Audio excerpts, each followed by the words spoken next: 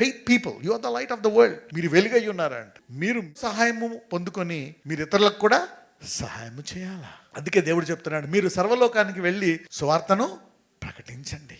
చూడండి, ఆ రోజు మీకు ప్రాబ్లం ఉందనుకోండి, సపోజ్ మీకు ఎవరో చెప్పారు ఇలాగ నీ జాబ్ పోతుంది, లే ఆఫ్ జరుగుతుంది, మాకు ఇంకా ఇంటర్వ్యూ ఉంది అంటే, these are all షేకబుల్.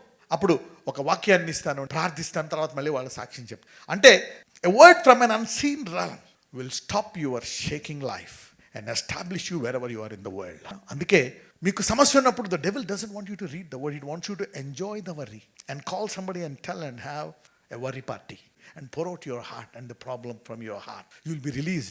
You don't will be released if that is the case. అందుకే the devil doesn't want you to read the word or listen to somebody or go to a prayer meeting. At that time, go to a prayer meeting. Take the word from the unseen realm or read the word or just switch on a sermon.